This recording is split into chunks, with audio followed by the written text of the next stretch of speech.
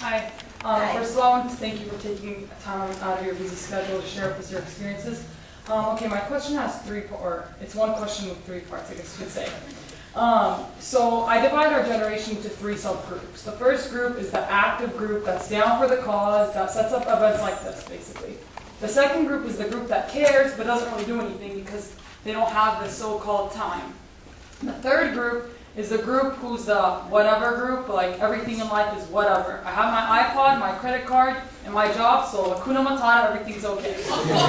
So how does the first group connect to the 2 other subgroups? Does that make sense? So yeah, that's my question. Oh, well, that's not okay. And then those people who are in that category and don't care, they'll suddenly, all of a sudden, they'll care. It shouldn't take that. But in a lot of cases, unfortunately, it does take that.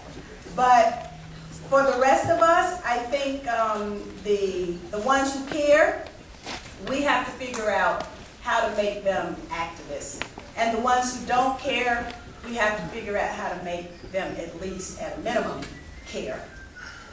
Once we've done that, I think we can have a better United States, a better domestic policy, and a better foreign policy, and we will have achieved what I say all the time, we have to take back our country.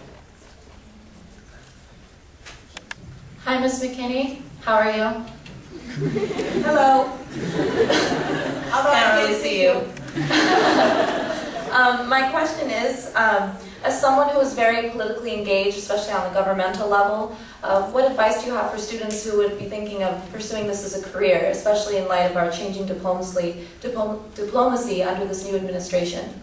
I think it's wonderful that young people are thinking about becoming involved in politics. I mean, politics governs your life.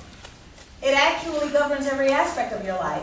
It governs the quality of your curriculum. It governs right now what you are allowed to study and what you're not allowed to study, even whether or not you'll be able to speak on certain issues and whether or not you can write that in the form, the things that you care about, even in a term paper without being penalized.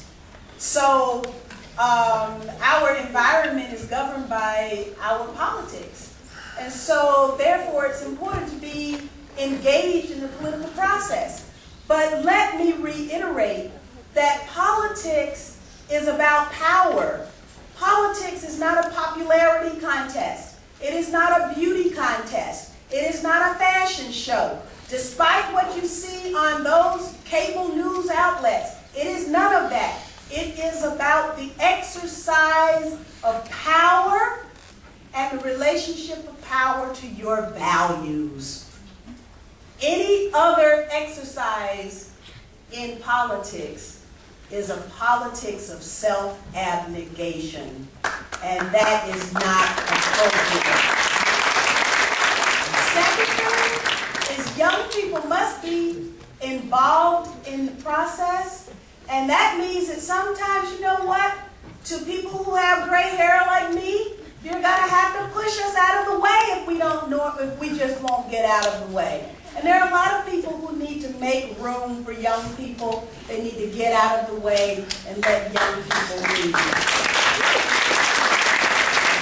I will conclude with a story about the students at the State University of New York at New Paltz.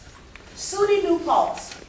These young people decided that the city of New Paltz did not represent their values.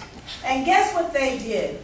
They organized themselves and sent a member of the student body to City Hall as the mayor.